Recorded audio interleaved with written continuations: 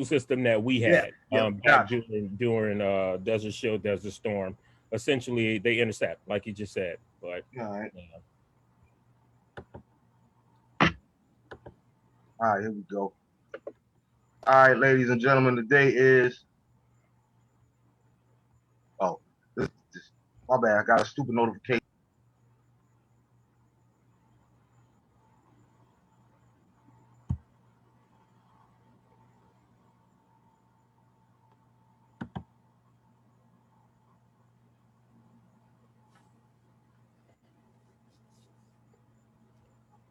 did we lose you, Marv? I think so.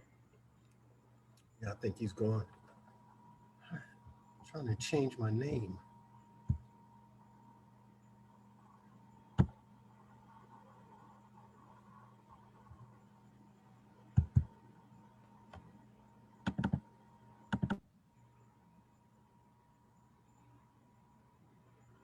Yeah, I'm sure he's trying to sign back in.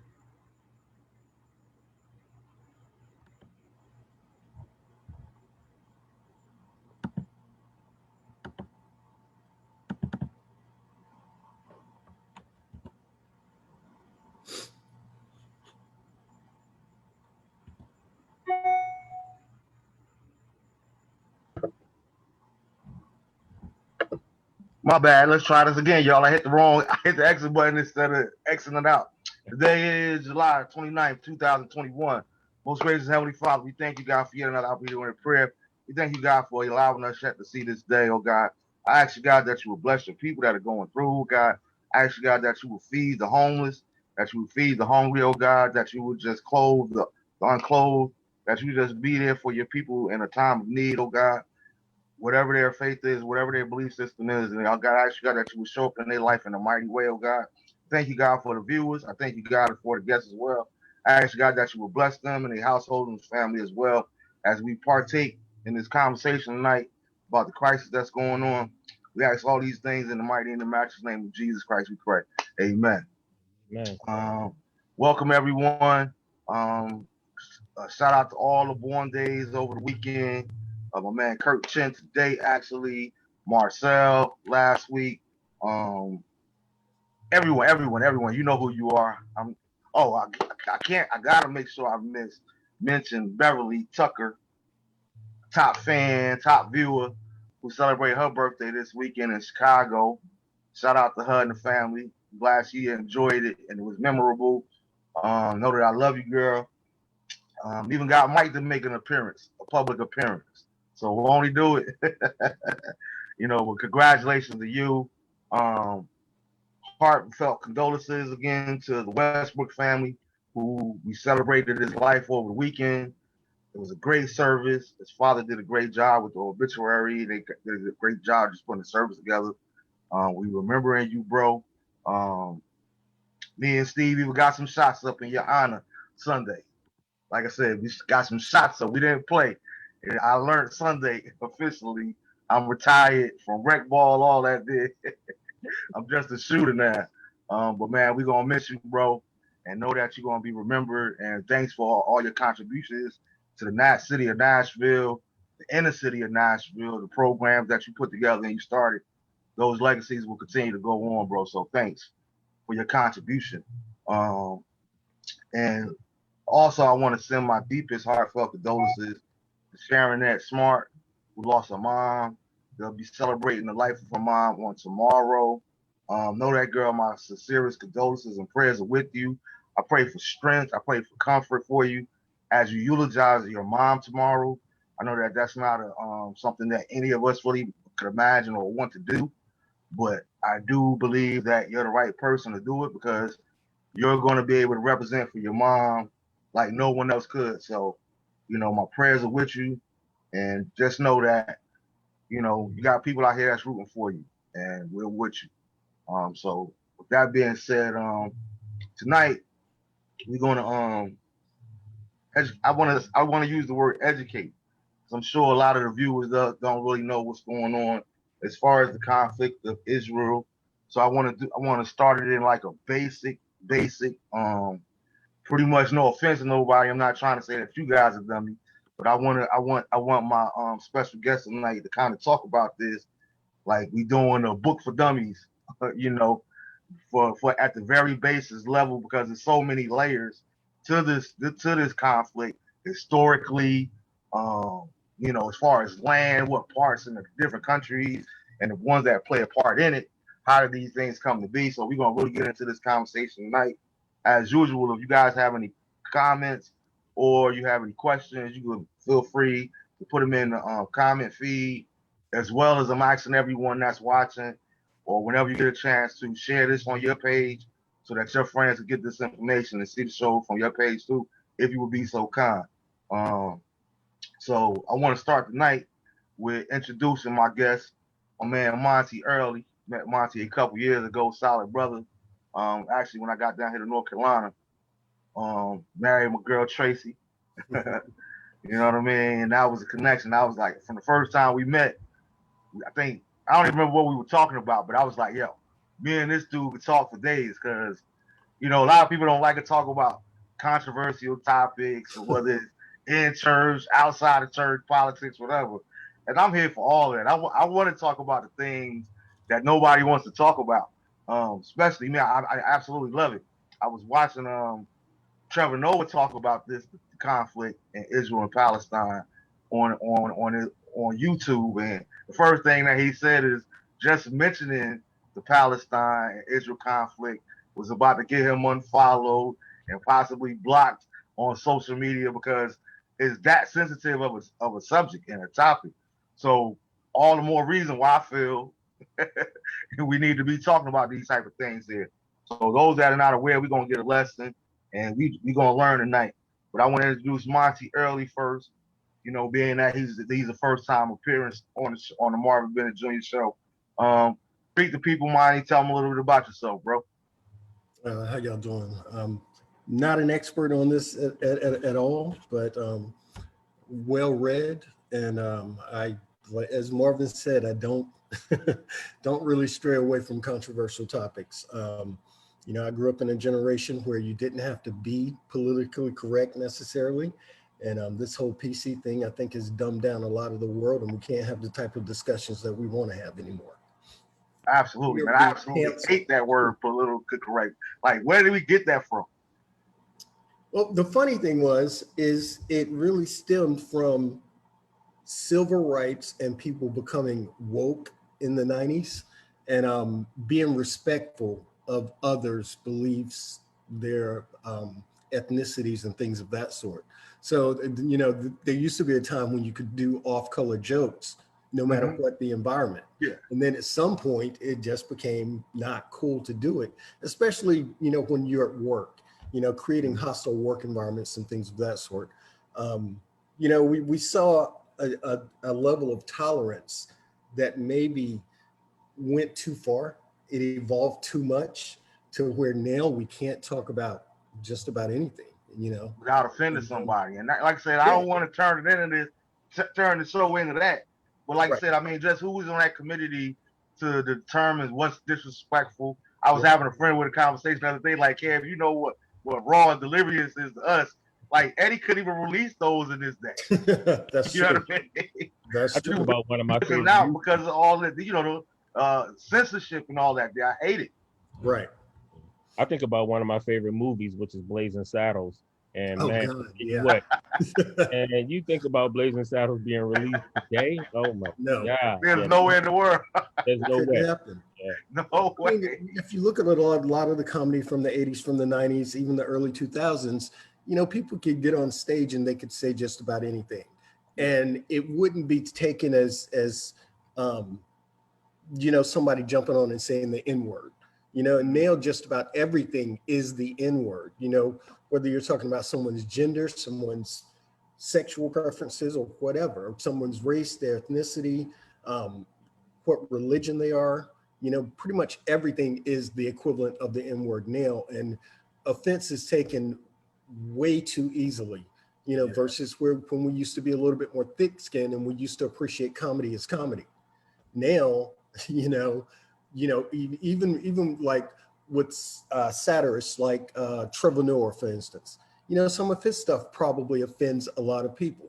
you know, even though it's fairly light and it's going through a filter, and you know, they're making sure that he doesn't, you know, ostracize or alienate too many people. No doubt. All right, Kev. I mean, the viewers know who you are by now, but you want to jump? You want to introduce yourself for those that's late bloomers? Yeah, yeah. So Kevin Danley, you know, originally from Newark, New Jersey, spent 25 and a half years in the military. Um, you know, love to travel, love to debate, and like Monty, I do not steer away from controversial subjects at all. In fact, I welcome it. Bring me all the smoke. You know, I try to make sure that I'm educated on a lot of different things. Um, you know, it's part of my nature and it's part of who I am academically as well. So, yeah, that's me in a nutshell. No doubt. Y'all gotta bear with me tonight because I left my glasses in the car. Yeah, I need glasses these days, bro. But I kind of wanted to start with Kev. Like I said, I want you to let me see. I'm trying to read this. Give us the backdrop on what the conflict is about and how it got started for those that are not aware of the history between the two countries. I'll try to keep it as short as I can, because you know this is one of those topics that obviously there's a lot of facts and history. Yeah.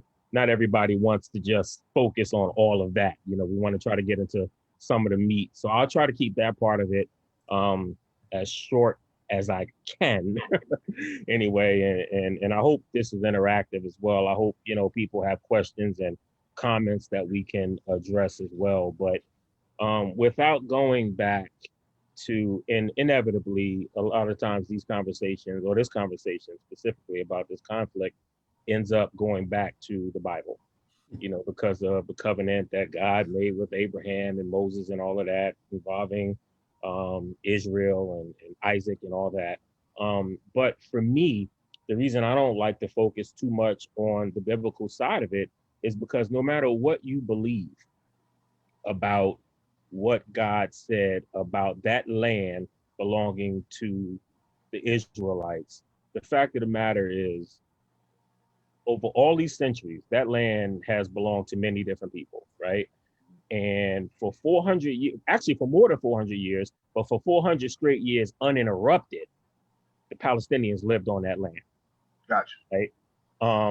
And the way that the Jewish people came and just took the land, just straight up took the land. They just, you know, and like Monty said before this started, it was sanctioned by the UN.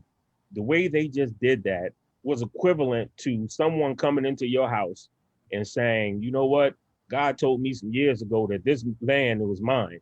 So I'm coming to claim it now. You can either leave peacefully or I'll put you out. That's essentially what happened. Mm-hmm. So that's why I don't like to, because you can't convince me that God is okay with the way this went down, no matter what your beliefs are about who that land is supposed to belong to. Mm-hmm. But going back to, I'll just start in the late 1800s. There's a term called Zionism, and there's a lot of different, a lot of different definitions. People will tell you different things about what Zionism means, but essentially Zionism is all about a movement that calls for a Jewish state and to get the Jewish people to Palestine, essentially, and to take it over really by any means necessary, quite frankly. But in the late 1800s, there was a guy named Theodor Herzl. He was this Austrian-Hungarian born author and poet and all these other things, and he was Jewish, and he's the father of modern Zionism. He pretty much was the one who said we need a Jewish land, or a Jewish state that's populated by the Jewish people, and he wanted that to be Palestine. At the time, Palestine was ruled by the Ottoman Empire, which essentially are the Turks, right? So then you have World War I happens. That was one of my questions while you right there, Kev. When they were under the Ottoman rule, how did the Ottoman actually get possession of the land, so to speak, at that particular time? Yeah, now you're going even further back, man. There was so many different wars, and again, that land over centuries and centuries, over millennia, was ruled and owned by all sorts of different people. Gotcha. Possession went back and forth and went to this land and that land and all of this. So whoever had the biggest, baddest military was going to get whatever they wanted. Pretty much, right? Gotcha. So, but in 1516 is when the Ottoman Empire kind of took rule. The Palestinians lived there, but the Ottoman Empire ruled it. You know what I mean? Even though it was the Palestinians' land and they lived there. So after World War I, the Ottoman Empire was part of the powers that lost World War I, right? So Great Britain was part of the group that won World War I. And at that point, Great Britain took possession. And that's how I was wondering. Yeah. Right, of Palestine, essentially. And Theodore Herzl, the guy that I'm talking about, who was the father of modern Zionism, had a big part in convincing them that the Jewish people should be in Palestine. They should take possession of that land. So they pretty much did it. There's this thing called the Balfour Declaration, where the Secretary of Defense for Great Britain declared that, you know, this was going to be the case, that Palestine was going to, you know, be Jewish majority and all that. And the Palestinians are like, wait, hold on. You know, we live here. This is our land. How are you saying that, you know, the Jewish people just gonna come and take our land? That's not right. We've been here for 400 plus years. So little by little, the Jewish settlers start to move in there. And mind you too, when this happened, Great Britain didn't do it out of the kindness of their heart. They didn't like the Jewish people, all right? You had Jewish people who were in Great Britain and all in Europe during that time. They wanted them gone. So it benefited them as well. They were like, hey, we can get rid of the Jewish people off of our land by doing this. Them over there. By doing, you know, following this Zionist movement. So that starts to happen little by little. By 1948, and again, I'm leaving out some stuff just because I don't want to bore people to death. But come 1948,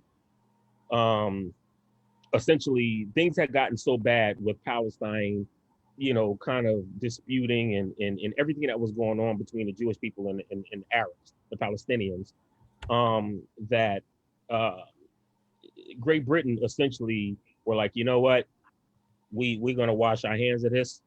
You know what I mean? So once they washed their hands of it, they kind of pulled back the British mandated rule over Palestine in 1922.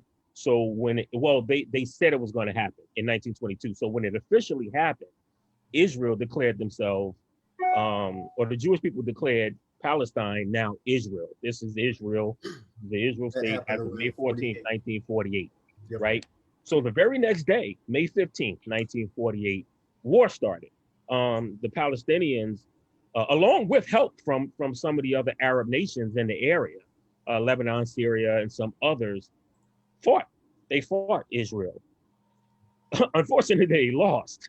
Now, the UN, when they decided, hey, we need to partition this. Half of the land will be, you know, an Arab settlement. The other half will be a Jewish settlement. But once Israel won this war against Palestine and the other, you know, Arab nations that were helping them fight, Israel not only took the half that the UN had declared they took a whole nother section. More. They took much more than that. Yeah, they took about 75% of that. Exactly. Yeah. Exactly. Right. And then not only that, I mean, they after they won, they continued with the ethnic cleansing and the killing of Palestinians. Pretty much told them they could never come back. You know, this land is ours now. And the Palestinians ended up being relegated to two areas of what is now considered Israel. And that's the West Bank and the Gaza Strip. So that's pretty much, you also have some Palestinians who live in Israel, which they're relegated to second-class citizenship. They're not treated the same way. It's like Jim Crow was here. I'm about to say like blacks in America. Yeah, you know, that's how it is for them there. So that's kind of the They're like what, a 14% minority or something like that. exactly, yeah.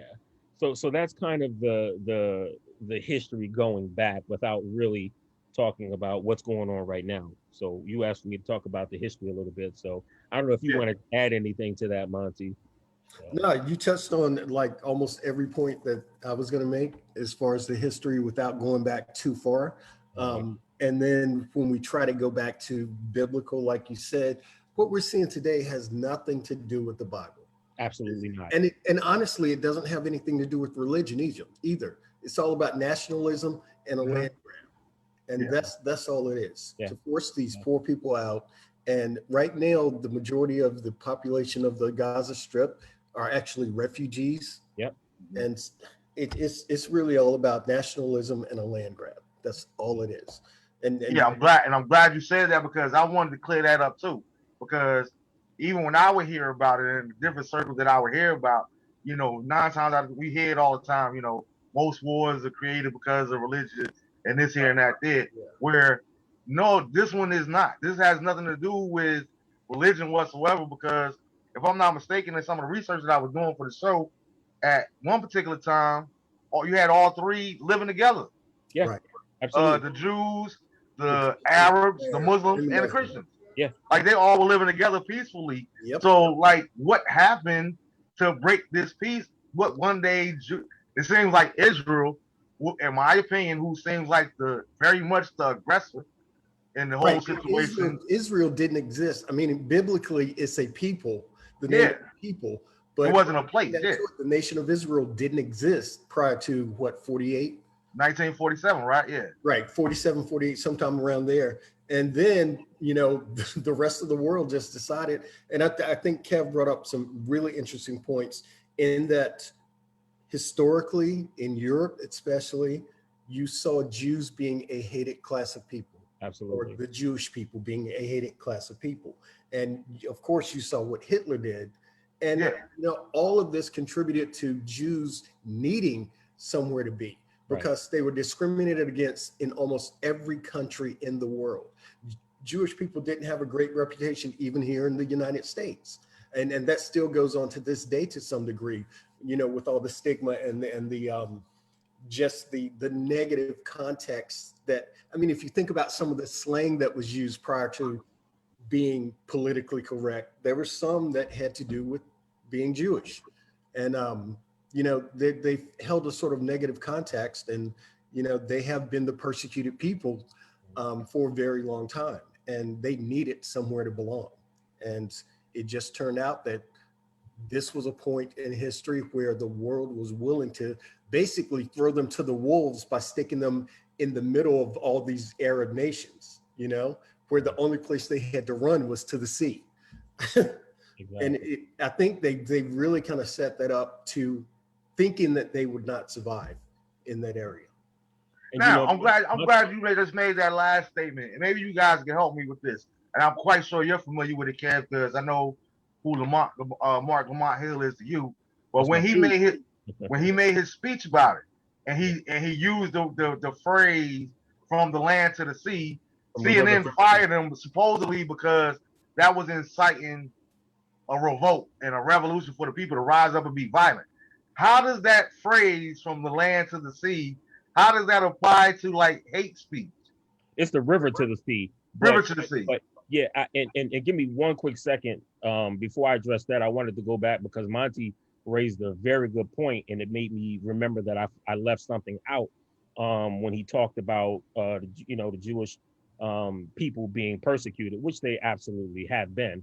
But he talked about Hitler, and the one thing that I left out is all that stuff that I mentioned that was going on with the Jewish people starting to make their way little by little to Israel after World War One. Obviously, everything really got crazy after World War II because of what Hitler did, obviously. Yep. So that made it even easier for the Jewish people to go in and do what they did to the Palestinians without too many people saying much of anything because of the Holocaust. So who was going to argue and say after the Holocaust and the way the Jewish people have been treated, who They get a was going pass. to say, you know what I mean? Y'all Yeah. can't do this. Yeah. You know, Yeah. so that made it a lot easier for them to do what they did. And World War II ended in what, 45? And then by 48, that's when, you know, they claimed, okay, this is Israel now. Right. So I just wanted to make that point. And, you know, I'm happy that Monte said what he said. Can I make one more point? And here's the interesting thing about that as well. Palestine was not a country. You know, it was just a strip of land. Basically, it was a common name for a strip of land that was surrounded by other countries, and basically having these Christians, Jews, Muslims live there. And they weren't a people. It was just a common name that was used for that territory.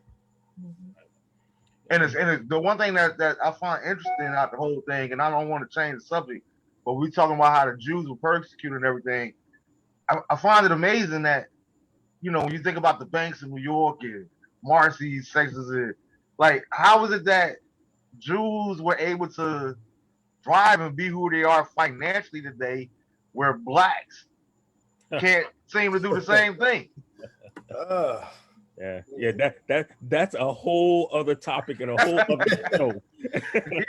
Right, you're right. You're right. I'm gonna say one thing. There's no black conglomerate. That's for sure. Yeah. And that's the problem, is that we came from, you know, from disparate people, from disparate countries, from disparate cultures, from disparate traditions, you know, from disparate political practices, and we were all just sort of put here. You know what I mean? And they used that division to actually keep us separate while making us work together. If that makes sense. While making us slave together. Let me put it that way, not work together. Yeah. While making us slave together. And, you know, I think the fact that we come from different cultures is the primary reason why we've never been able to, you know, sort of come together as a whole and attain power the way that some other quote unquote immigrants, if you can call us that, have been able to. And another thing is, we weren't immigrants. We weren't given the same clout as other people. Yeah, gotcha. But with regards to Mark Lamont Hill in his statement, and the crazy thing about it is, it's funny how I feel like, I know oftentimes people, whether it be Jewish people in general, or people who support Israel, they will intentionally use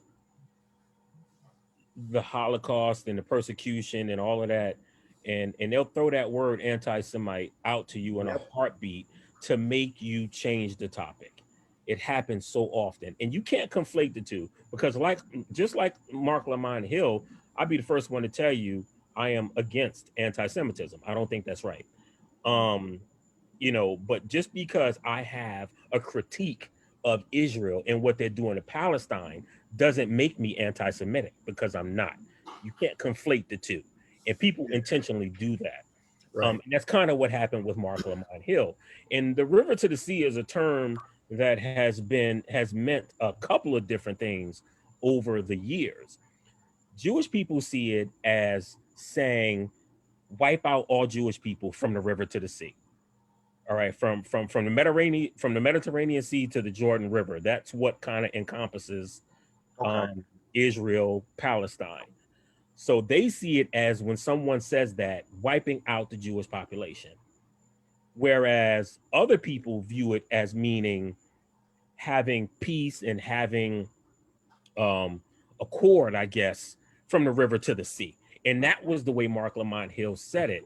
And the thing is, he had an entire speech that day where he talked about, you know, making sure that we don't use our critique of Israel to kind of condone anti-Semitism and all these different things. Because when I watched the whole speech, to me, they AI'd him. You know what I'm saying? With the same way they did AI with the practice, they did Mark Lamont Hill the same exact way. They did. Because like you said, it was taken totally out of context when you hear the speech in its totality. Right. So you Right. got to be able to put stuff in proper context.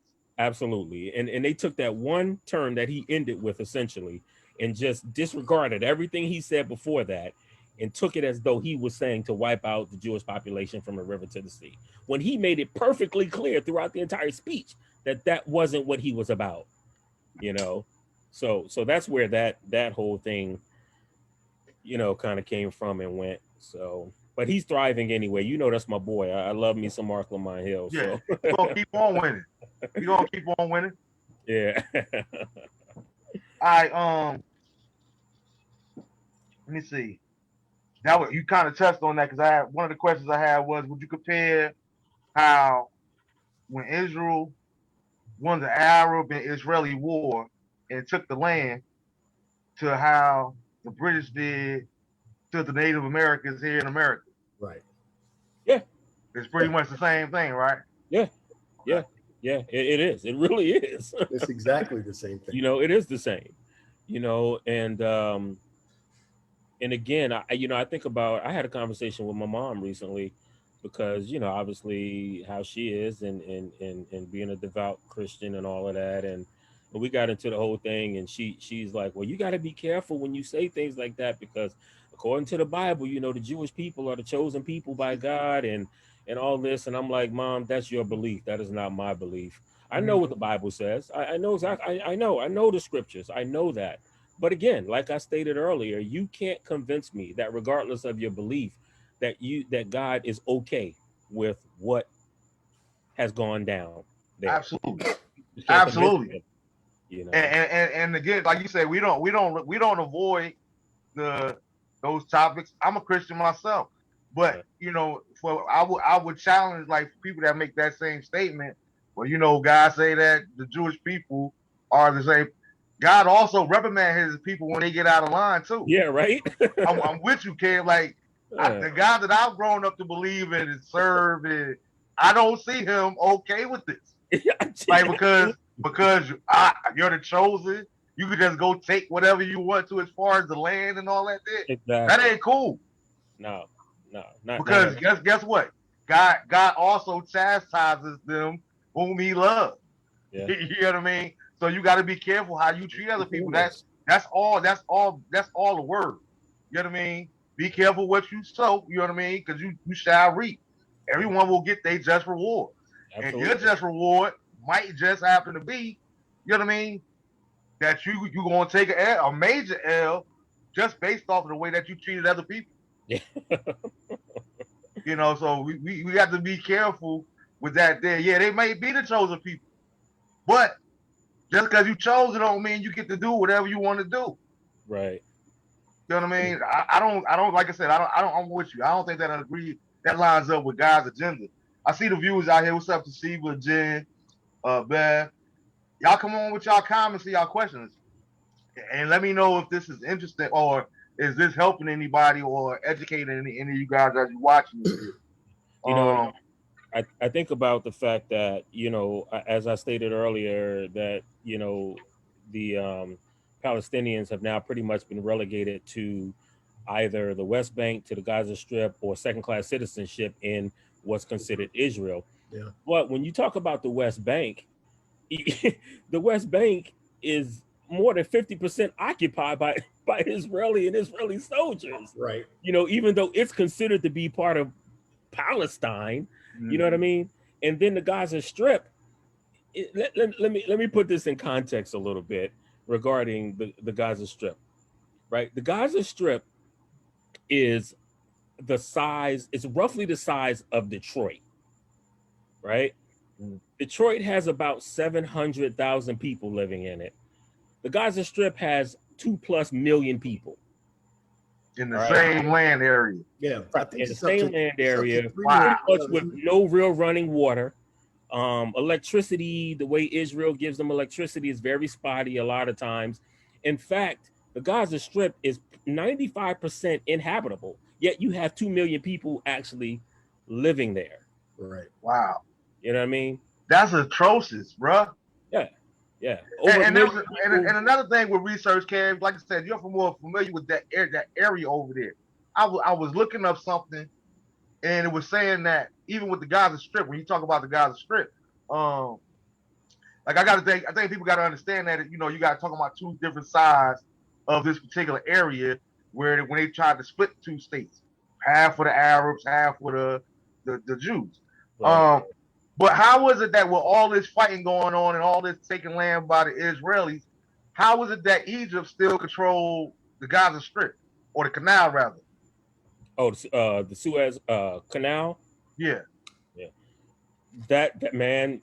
Whew, I don't know that we want to go down that rabbit hole, because that would take a long time. It really would, if we were to go down, because then you also have, because then if we talk about that, then you got to start talking about Golan Heights, which Golan Heights is an area that's also occupied by Israel, I seen but them. Yeah. it's Syrian. You know what I mean? Gotcha. So, I mean, we could talk about it, but man, that's a rabbit hole that would probably take us a bit away from the top. We could do that again. We could do that on another one. Trust me, I'm getting ideas for the show because I think it's important for us to know this kind of stuff.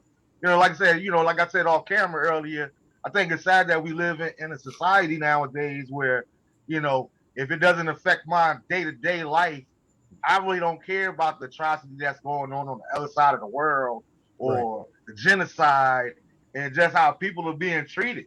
But you care about it as a black person here in America because it's so close to home. You know what I mean? You care about black history and Jim Crow and the way we've been treated as a people.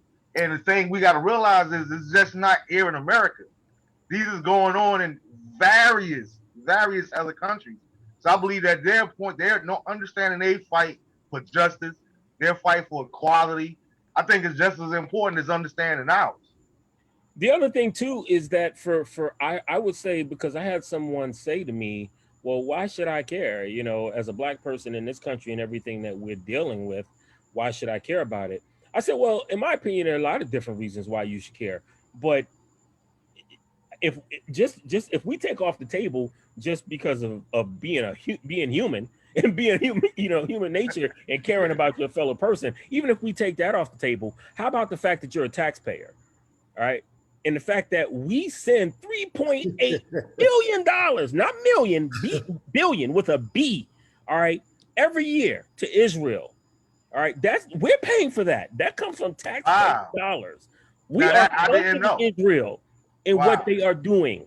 You know, and the reason we do it is the same reason we do anything as a government in this country, because we have some sort of interest in something, right? Yeah. All right. We have interest in the natural resources, more specifically oil, coming from the Middle East. So by our relationship, and by obviously I'm talking about the United States, our relationship with Israel and funding them, which we've been funding them for years upon years upon years, they are pretty much the gatekeepers. You know what I mean? Because the army that they have, combination of Israel and Jordan, right? Right. So if anything goes down, Israel, nobody's gonna mess with Israel. Israel they have such army and power that they can make sure that things stay the way the United States pretty much wants it over there. We have interest there, so that's the only reason we do what we do. Okay. You know, it's the same reason that we destabilize countries and we install corrupt regimes in all these different countries, Honduras and Guatemala and every place else, you know, because we have interest there. There are things that we want regarding money and resources and things like that. So we will allow these corrupt regimes to take over these places, and the people start to starve to death and they're being threatened by their lives. And then, of course, once those people start to come this way, we've destabilized the country. And then when they want to come over here for asylum, we tell them they can't come. Right. We messed up your country, but you also can't come to this country. Again, that's a whole other topic that another thing that allows that to take place is the fact that first of all, Jewish people in the United States have so much political and financial clout. Absolutely. That they can actually drive the perception, you know, not only from the standpoint of the media, but from the standpoint of government. And, you know, what we're seeing is that, you know, if like Kevin said, if you speak out against Israel, you're classified as an anti-Semite. And that's one of the biggest problems right there, is that we can't speak critically of Israel because that is a way of speaking critical of Jewish people. Yep. And these Jewish people are, quote unquote, struggling in the Middle East, facing all of these Arab and Muslim nations. when again, as Kevin said, from the beginning, these people moved there. Think about this, Marvin. These people moved there just, in a couple of years and battled all the Arab nations surrounding them. Now, how could they do this without the political clout and without the financial support and without the armaments and weaponry that came from the United States and other nations around the world? Absolutely. It would be virtually impossible. These people had to be trained. They were surrounded, and somehow they managed to hold off major nations like Egypt, like Syria. They're surrounded by, some decent political powerhouse, military powerhouses in that region. But they made it after just being founded, and then took over more area than they actually were given initially. Absolutely. How is that possible? And of course, given by the UN, not given by the Palestinians. Right. Given by the UN. And the crazy thing is, like you say, Monty, you can't say these things because you're anti-Semitic, but to tie it back into religion, for me personally, that's the problem that I have when people tell pastors this and they don't. Because you have no problem with speaking against homosexuality. You have no problem with speaking against, XYZ, but because this is an interest of us, you got to keep going. You have no problem with speaking against abortion. You know what I mean? Right. So now you're talking about all these different things. So why is it that this one area, wrong is wrong? Right. And we, as preachers and pastors, you're supposed to preach against wrong. Point blank, period. Yeah. Yep. But I don't want the funding to stop. You know what I mean? Like, when do you take a stand? When do you take a stand for what you say that you actually believe in? This all goes back to political correctness, right? Go ahead. This all goes back to political correctness too, right? Because pastors generally speak out against what can be supported politically. Mm-hmm. There was a time when homosexuality was talked about a lot in the church. You don't see that anymore. You don't hear it as much. The political environment has changed, right? It's changed, absolutely. You are exactly right about that too, Monty. And that's the problem that I have with it, because, again, just religion. Forget Christianity. Look at Malcolm, one of my heroes. You can't say this, Malcolm. You can't do this, Malcolm. You can't do that. Listen, man, I'm a man of God. I have to call out the things that I do not agree with. Right. Whether the church is going to back me, whether Kojic is going to back me, whether the Assembly of God, whoever your affiliation is, I have to do what God called me to do. You know what I mean? Like, where is that in the Christianity church to speak up? But man, listen, man.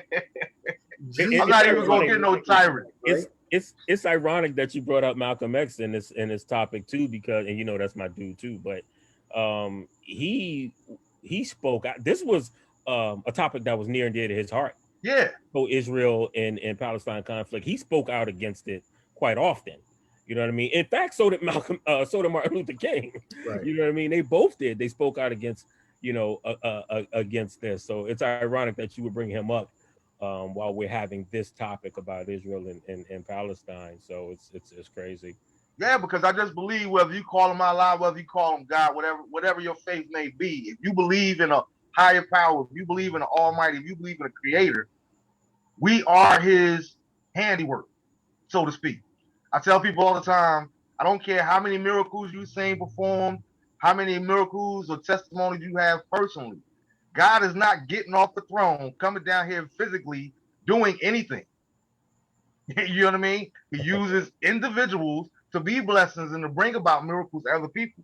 But if I don't have a human vessel that's willing to do what I tell them to do and let me flow through them to do the things that I call them to do, you know what I mean? Like, where's your level of commitment for your relationship with me as your Lord and God? And that's a rhetorical question, But I think that that's something that people need to ask themselves on a consistent basis. You know what I mean? If I really, really believe in God, if I really, really believe in Allah and the powers that be, when am I going to allow myself to be a vessel to be used, whether the church agrees with me or not? Right. You know what I mean? Paul was a persecutor of the church and wound up becoming a minister. You know what I mean? So what happened to all those speeches that you gave against the church before you was converted? You see what I'm saying?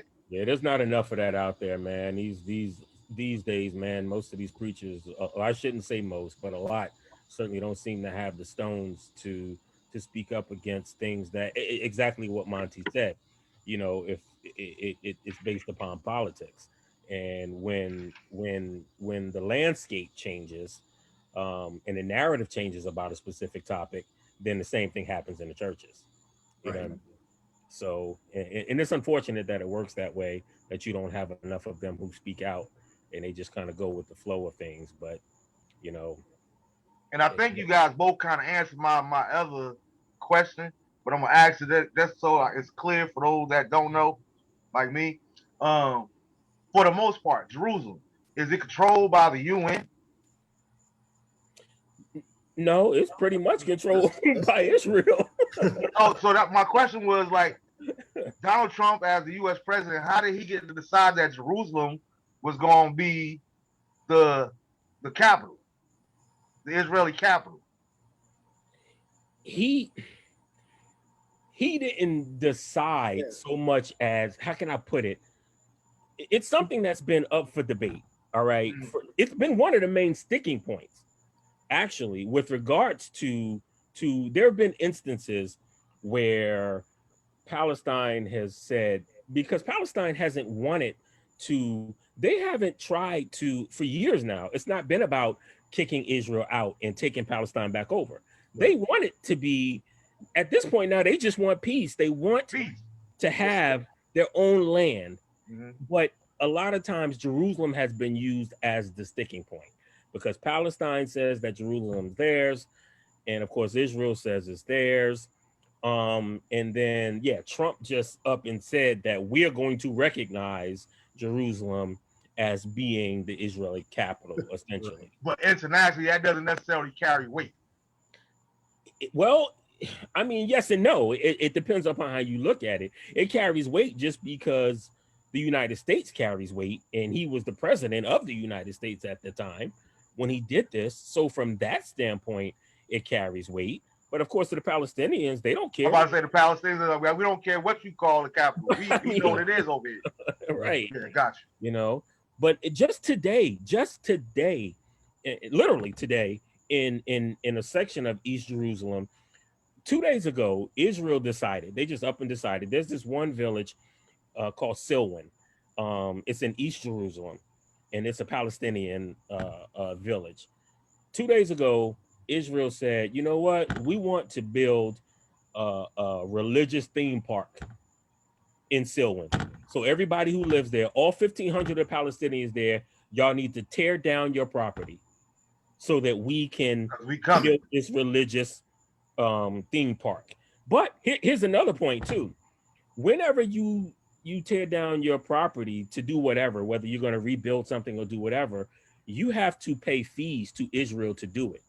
So Israel said, tear down your property and pay us the fees that it requires, you know, to be licensed to tear down your property and then go. And of course, pay us to take your land. Yeah. And the Palestinians that live there were like, yeah, no, that's not about to happen. So today, literally today, they went in and forced out one of the homes and bulldozed the home completely to the ground. And those Palestinians that live in that house just have to go and do whatever, try to fend for themselves. And that's going to continue to happen every day. They're going to tear down all of those homes there so that they can build. And then when you see the Palestinians, you know, launching attacks at Israel, that's what, you know, Israel wants to talk about. That's what they want. And that's what the news media here will show you. Right. They'll show you that Israel or that the Palestinians bombed Israel, but they don't tell you why. They don't tell you that Israel just killed however many Palestinians, forced them out of their homes, took their land, did all these things. They don't talk about that enough here. Yeah. Also, let's clarify this point as well. It's not the Palestinians technically that are launching these rockets. It's Hamas. Hamas. It's Hamas. And Hamas is actually developed as an organization. Basically, Hamas is like the thug on the block who actually takes care of the kids who want to go to school, who don't want to get into the game. Basically, Hamas has come in, and because Hamas poses a small threat to Israel, a lot of the Palestinians are forced to get behind them because they don't have anybody else even supporting their side. So they're pretty much backing Hamas just because you guys are willing to fight for us. And it's not just Hamas. Hamas is the Palestinian organization that rules Gaza Strip. Right, Gaza Strip only. Fatah, however you want to pronounce it, that's the Hamas. That Hamas is Gaza Strip, and Fatah is in the West Bank. So those are the two ruling, kind of organizations for the two areas. Fatah used to control both areas, but Hamas has just recently come up, and where they're getting their armaments from, who knows? But of course, because nobody can say where they're getting their armaments from, it's viewed as being gotten from, black market and terrorist organizations, right? Which has led Hamas to be identified pretty much internationally as a terrorist organization. Yep, absolutely. But it doesn't necessarily make it true just because that's what they labeled as. Right. I mean, they're just. Or that's because that's what they want us to believe they are. Yeah, they're just an organization that actually formed to defend. Yeah, they're just defending themselves. Right. Gotcha. Yeah. Not the aggressors again. And a point that you made, I guess, before this even started was the majority of their missiles don't even hit because Israel just knocks them out of the sky. You know what I mean? So they don't even hit. So whenever you look at this conflict, whenever you look at death tolls of different cycles of this conflict, it's like, thousands of Palestinians die, but 12 Israelis die. Right. Dude, I was looking at those numbers and it was like crazy to me. Not even to the fact to mention again, for the ones that say, well, Jews historically, biblically speaking, of God's people, right? These Christians, these Jewish people are the same people that ran up and shot up a mosque, a holy place, during their service. Yes. Like, how is that okay? Yeah. At all? That does not make sense to me whatsoever. How is it okay to bomb hospitals? Exactly. And it's sad because I literally seen some footage today of one of the hospitals over there. How it's pretty much the hospital is like a bunker, right? And they had to have drills where they had to put everybody underground in these crazy bold. They got to go through so much stuff just to make sure that the people can't hear the bombs and stuff going on, because they don't need to be operating on people or examining people while they stress. Right. You know what I mean? Like it's crazy to me how we still live in a country, not in a country, but in a world today. And it's crazy because I didn't really get, I didn't grow up into the whole Marvel thing and all that kind of stuff. I got on that whole hype late. But I always remember, like, one thing about Thanos. One of the things that always stood out with me with his character was his mission was to destroy the world because of man. Right. The only way that we could truly heal ourselves, so to speak. Right. You know what I mean? Is to destroy everyone. Well, 50%. 50%. Yeah, 50%. 50%. And it's like, okay, it's Marvel, but I go far as back as Independence Day. I remember doing the Million Man March when when he was on Arsenio Hall, that last Arsenio Hall show. This is back in the 90s. Farrakhan said on national TV, he said, when you got moved, because Independence Day hadn't come out yet. And everybody's on, when Independence came out, they were talking about the wheel in the middle of the wheel and, scriptural references and stuff of that nature. But he said, the reason that you're going to start seeing more of this stuff, whether you're talking about the Quran or the Bible, is because when it actually happens, it won't be such a shock to your system. Huh. You know what I mean? Yeah. Like they're kind of trying to gauge you in, and then we started having movies like Outbreak years and years before coronavirus. You know, all these different little signs and stuff, and it was like it's almost like they kind of pacified. So I'm foolish enough to believe that even though Thanos was a made up character, there is some people in Oklahoma, Oregon, New Jersey, and all across the world, Washington, D.C. exactly, that think the same exact way. Right. That might not be such a bad idea to exterminate half the population. Right. It's crazy to me. And and going back to the point that Monty made about pretty much the disparity in the numbers regarding loss of life between Israeli, the Jewish population in Israel and the Palestinians. The UN put out this figure last year, and you have to take that with a grain of salt because their numbers are fudged a little bit. But they put out this figure that showed between the years 2009 and 2020, deaths were like almost 6,000 Palestinians to 250 Israelis.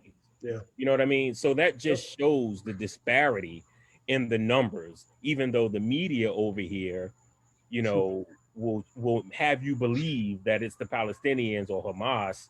Right. And a lot of times they don't even say Hamas; they'll just say the Palestinians. Yeah. You know what I mean? Or Fatah. They don't.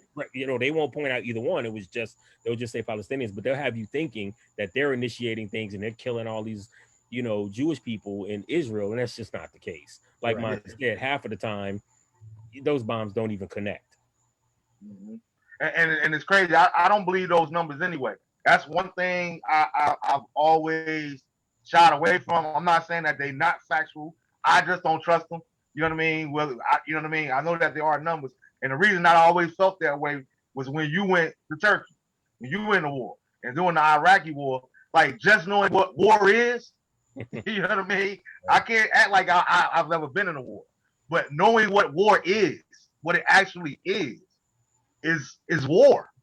There's no way in the world that you could tell me that every night when I look on CNN back in the day or whatever the news, ABC News, World News at night, that today we killed 127 Iraqis, but only 2 Americans died.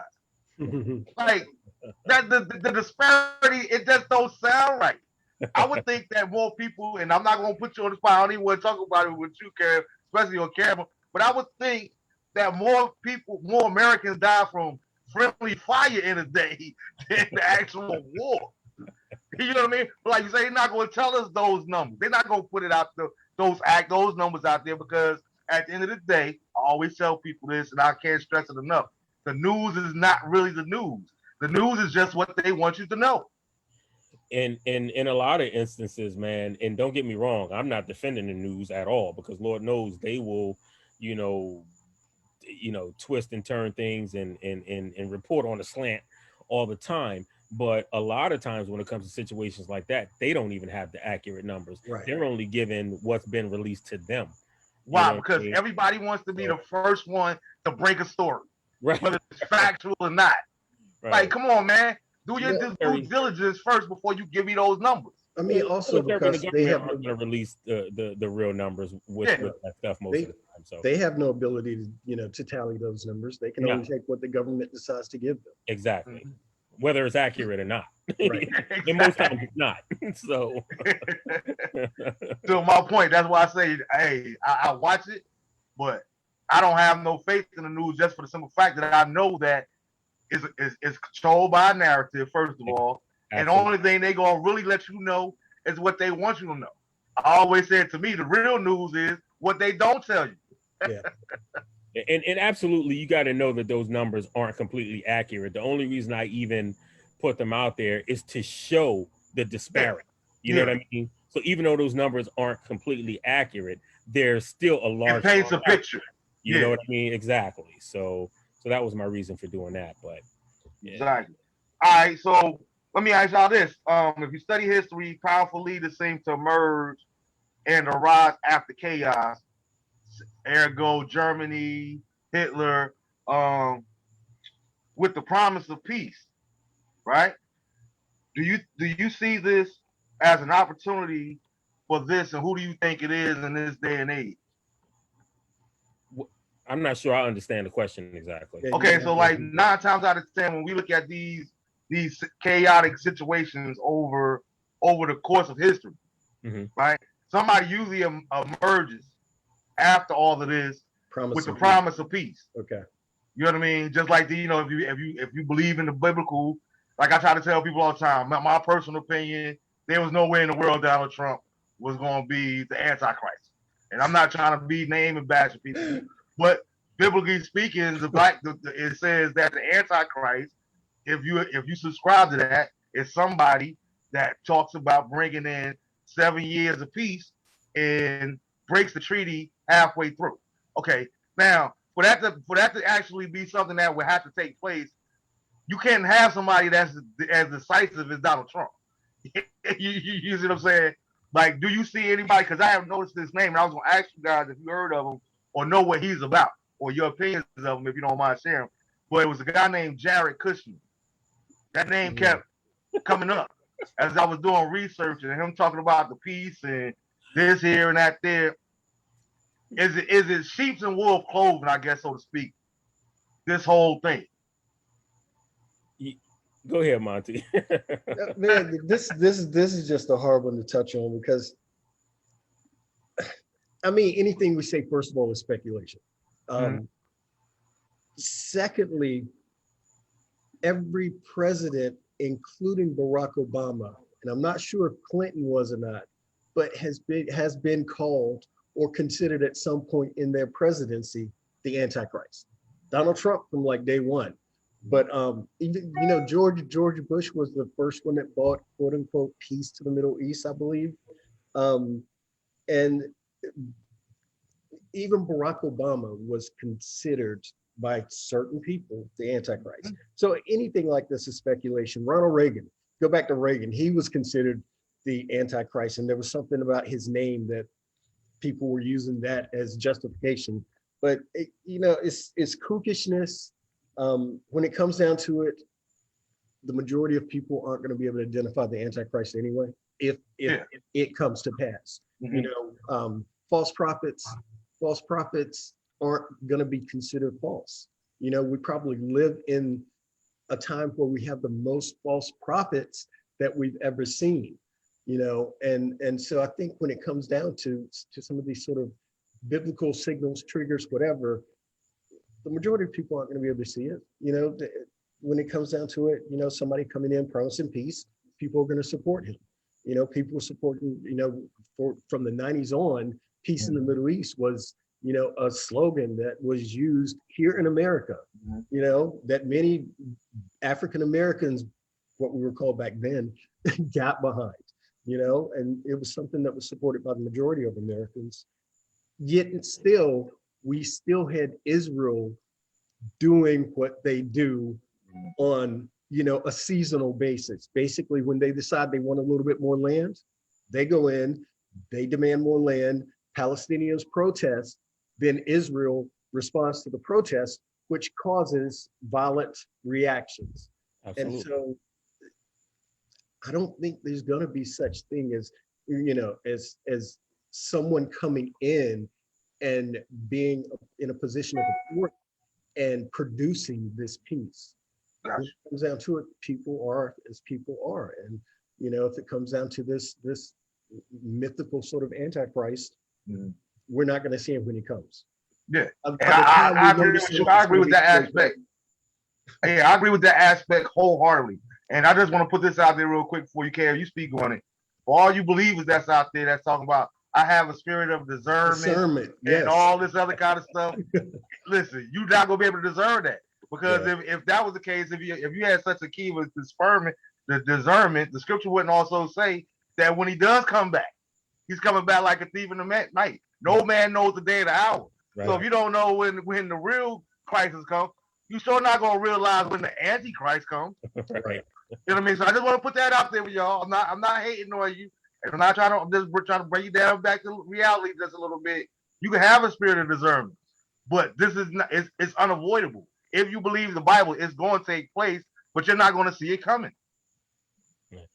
And honestly, the only thing I would add, because I agree with everything that Monty said on that, the only thing I would add is, man, you can't take anything that Jared Kushner is Trump's son-in-law, right?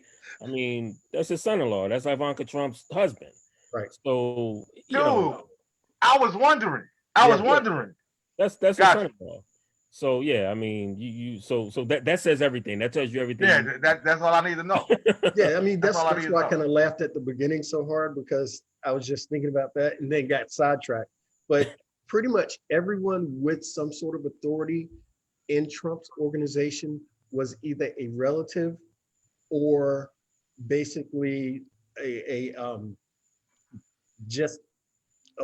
someone who Trump put into that position without any true power or true thought or true authority or true experience in those positions. Mm-hmm. And they just followed orders. Yeah. Sort of the same way with death row in the city of Compton. It's like the president, A&R, is the city park official. Like everybody that was an elected official in the city of Compton was on death row records, which played a big part in the whole park thing. But that's a different show. We get into that for another show. But I'm just showing you now. I see the correlation between the two, and I find it real ironic that, like you say, that for that to be Trump's son-in-law, and he's the one that's talking about the peace. At the same time, Trump, like I asked earlier, how was it that he could say, okay, we're gonna put this thing back, we're gonna throw y'all a bone and put this thing back in Jerusalem. Right. Yeah.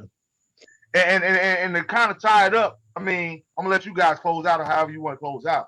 But my main thing was with Jerusalem, even throughout the conflict over the last 100 years between Palestine and Israel, it shows that Jerusalem was always sort of like this international special safe place, because all three had, it's the holy cities. All three religions have these artifacts, so to speak, that, okay, this is untouched land. We're not going, it's almost like in the streets, back in the day on the wire, it's against the rules, blood, crip, whatever gang you down with, you're not killing nobody on Sundays.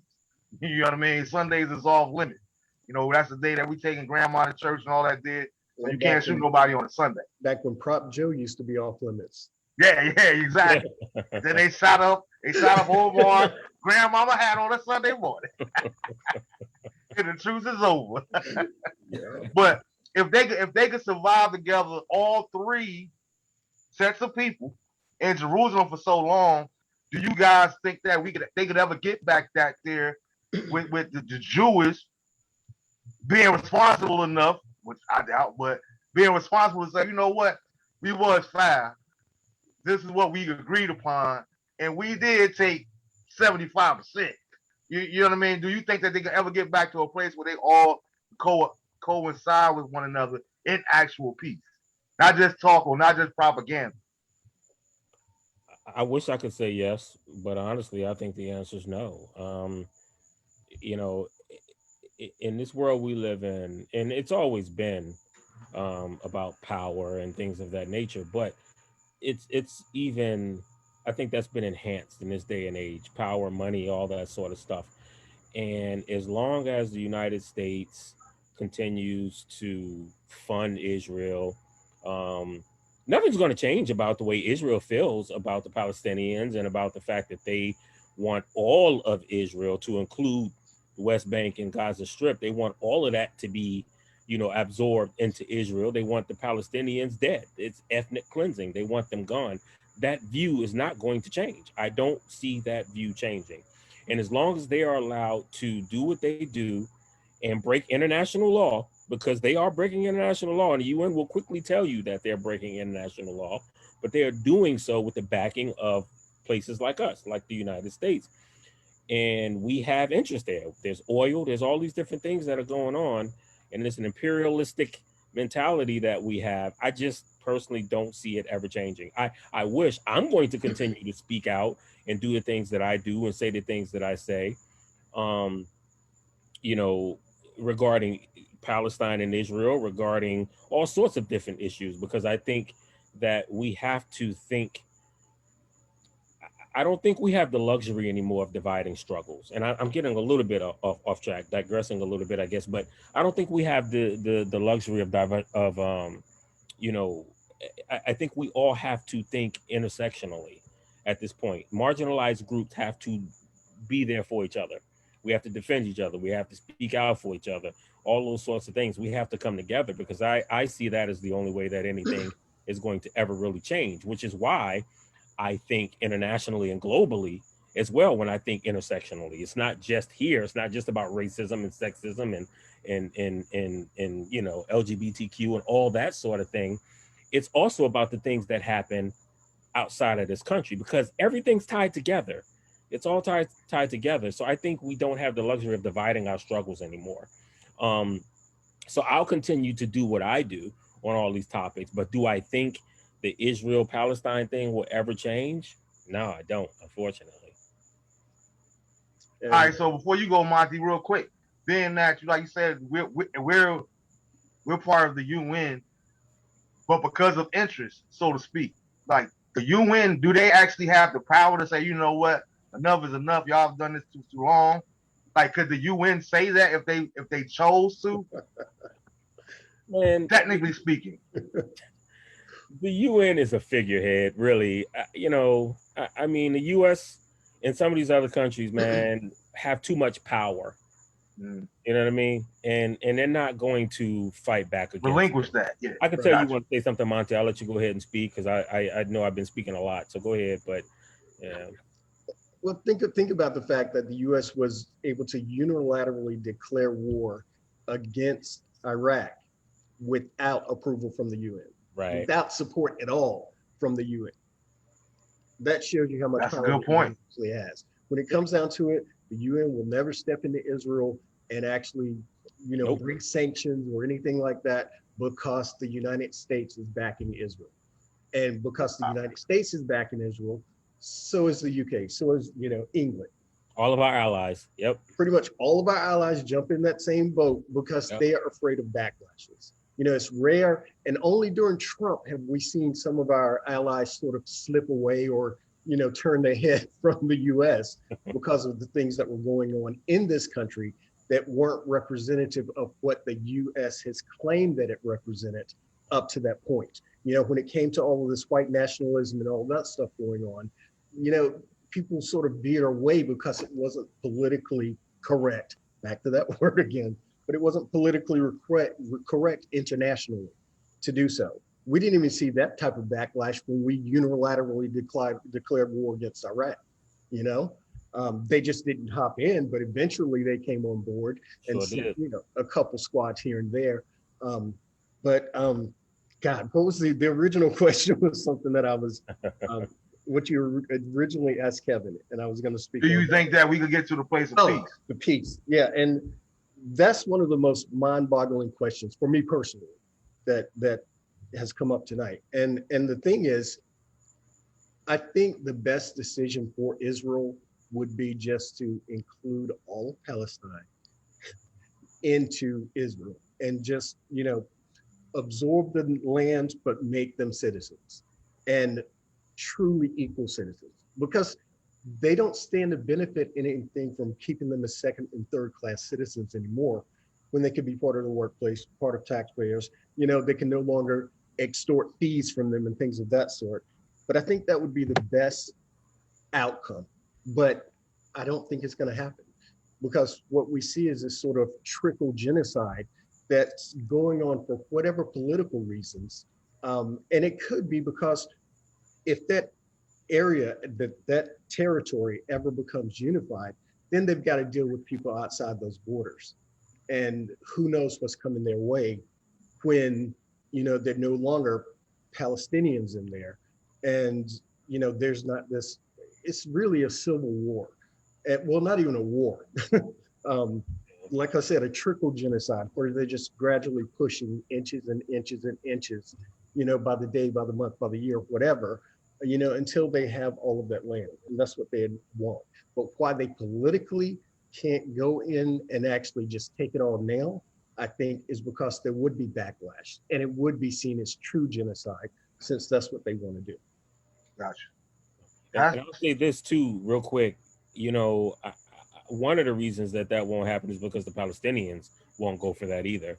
The Palestinians are some proud fighters, man. Right. When you think about all that they have endured, all that they've been relegated to, and this has been going on, you can say since 48, Yeah. but actually it's really been going on since 1917, honestly, to some degree. They have been fighting and losing ever since then. But those people will not give up, man. But they declare victory. They declare victory almost every single time. Right. Because and if you think about it, it is kind of a victory because they held them back. Right. You know? And we still here to fight. We still fight. Yeah, we still. So that is a victory. Yeah. They're losing, and the poverty is ridiculous, and they don't know where next meals are coming from, and all these different things. But they're still fighting, man. They are still fighting. You know. Yeah, and that's another thing that keeps Hamas in power. Hamas is feeding them too. Yeah, man. This has been real interesting, man. I've definitely learned a lot from both of y'all tonight, man. I thank you guys for taking the time out. Because I forgot one point, Marvin. Okay, go ahead. One last point. Yeah, and that is, I think a lot of Christians, specifically in this country, consider this to be a holy war. Yeah.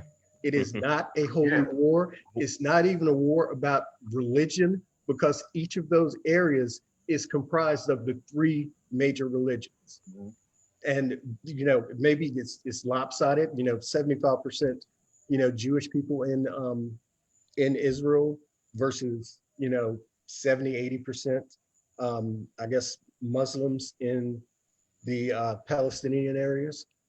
But it's not a holy war. This is a nationalist war. This is a war about getting a little bit more land each time. This is a war about reactions to the way that people are being treated. And these are downtrodden people that are simply acting out only when they are impeded upon. And that's the most significant thing. Yeah. And it's an atrocity because, like you say, you can't, I think Christians got to understand too. Another reason that you can't label it as a holy war, that's why we should be involved, because if you look at the numbers, only 3% of the population over there are Christians. Right. So we will lose that. Well, see, off of numbers alone. I've seen white evangelicals actually, you know, call this a holy war. Yeah. And that's how it's played out in the media here, is that there's something holy about what's being done, and that God has called upon us to support Israel. Yep. And that's not true. That's blasphemy. Another misconception is that everyone thinks that Arabs, specifically Palestinians, are all Muslims, and that's not the case. The majority are. The majority are. Yeah, but they're Christian. You have Jewish. Christians. You even have Jew. Absolutely, you even have Jewish Palestinians. Yep. You know what I mean? So it just is that's another misconception. Everyone just assumes that all Palestinians are Muslim.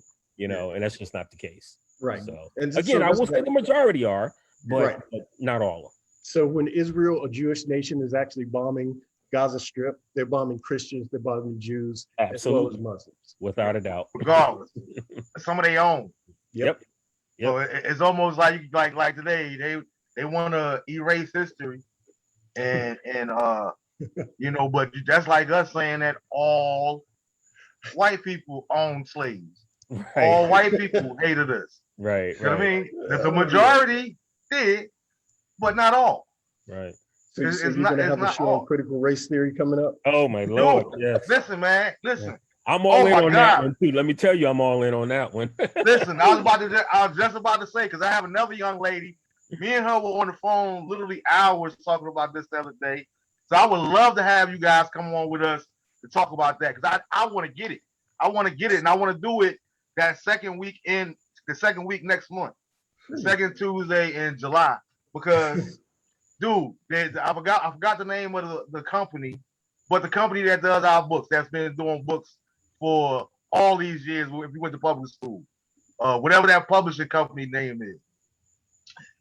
And one of the debates that I was watching, this white lady in Ohio showed how it was atrocious, and then shout out to Tasha for sending this to me, because I was saying the same at first initially, just based off of off the term itself, I'm like, I don't know how I feel about that being taught in school, because it's always going to be coming down to a point of view, so to speak. What do you feel like, especially in the era like you talked about political correctness, not erectness, but political correctness. Too many people use their political correctness to take control like the Jews. But it was like, one thing that we can't allow is one of the captions in this book, when it talked about slavery, it said that we came over here as workers. This is in a U.S. history. Oh, wait, book. was that the one talking about the indentured servitude of the initial Africans coming over? Yeah, like we didn't come over here as no workers. It is unacceptable to teach our children as U.S. citizens that black people came over here as workers. Right. That's straight blasphemous. Like that. No, we're not doing that. We're not doing that. We're not trying to regard here and revolutionize and nothing like that there. But we're gonna tell the truth. We're gonna tell history. Let's tell true history. There was a small percentage of blacks that did come over as indentured servants, but that quickly turned, and there's a reason why it changed. They also didn't come from Africa. Again, right? that's a whole other topic too. Yeah. Huh? They didn't come from Africa. Mm-hmm. No, Yeah. you're right about that. You're right. They didn't. Yeah. So, but yeah, From all these other places. That's a topic that we can, yeah. Yeah, we definitely got to get into it, man. Because I care. If I almost called you, man. I don't do the back and forth on Facebook and all these different forums. But this one, when they were talking about it, I had seen this one comment, and of course it was a Caucasian, and she was saying everything about how, pretty much the gist of the comment of black people should be thankful. Black Americans at this stage should be thankful, because if it wasn't for slavery, we wouldn't be here now to be successful in all of these things here. And I said, listen, man. We're already successful where we were. So look, that's how the whole thing got started, and me and her going back and forth. And I told her, I said, look, lady, I'm only going to respond once. And after this, I don't care what you respond. I'm not saying nothing else. But I told her, I said, listen, first of all those people over there, not everybody, because most of them, again, it's not a totality, but most of them were stolen. You know what I mean? These were people that were enslaved. Man, don't get it wrong. I think it would be asinine to me as a black man to say that it was some no good black people that sold some of their family members and whatever else into slavery too. And then some people would say, well, they didn't know what they were going to go. It don't matter. You sold us. It goes back to the Bible.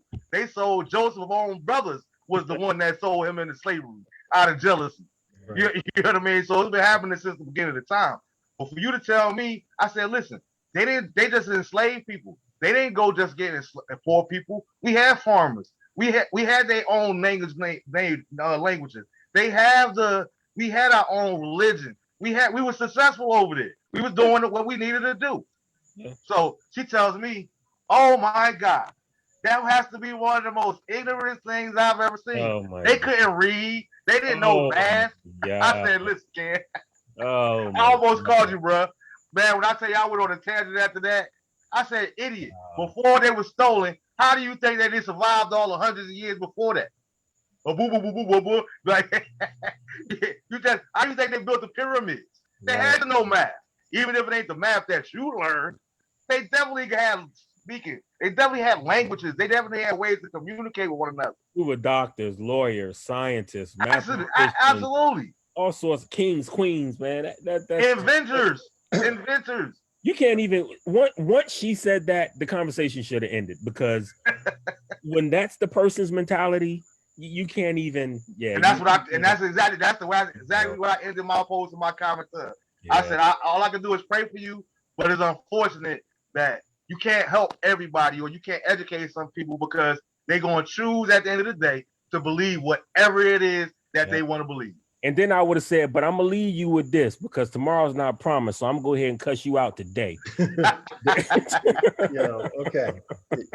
I'm gonna have to beg to differ on this one, simply because seeing what Europe was allowed to do to Africa, and the atrocities, the genocide, and the divisiveness that went on in Africa and where it has led us to today, I'd actually say that we're fortunate.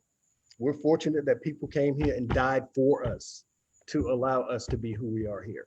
Now, that's not disregarding our heritage there and what we potentially missed out on, but we missed out on it because of evil people going where they don't belong and causing such destruction in the names of colonialism, in the names of Christianity, you know, in the name of just pillaging and getting everything they could out of our people.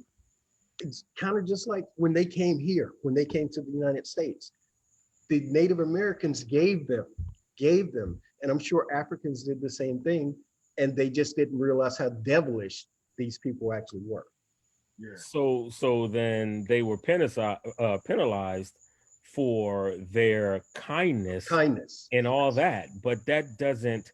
I don't know. I just disagree. I don't. Well, I mean, like I said, the points that y'all made were on point, but we are where we are because of what happened. And that's my thing. That's where, and like I said, we definitely do. Let me know if y'all available, because we're gonna do this show, the second show in July, second week in July, if y'all available. Because to your point, Monty, I get exactly what you're saying, but it's rhetorical. It's like, could Jack beat Will Chamberlain? We don't know. How do we know that we wouldn't have been benefited if we had never been touched while we was over there? Yeah.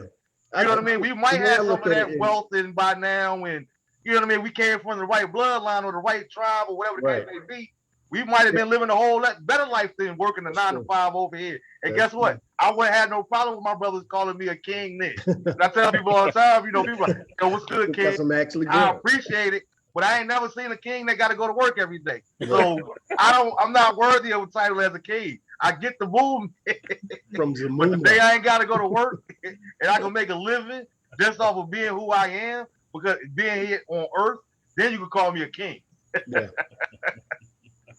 But man, thank you guys, man. Thank you. Man, thanks for having me. It's been nice chopping it up for sure. Good having you on for the first time. Like I said, you're gonna be back, man.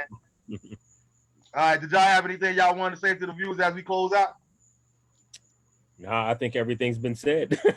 All right, cool. Well, we're gonna see you guys the second Tuesday in July. We're gonna get back into this here, the benefit of the race.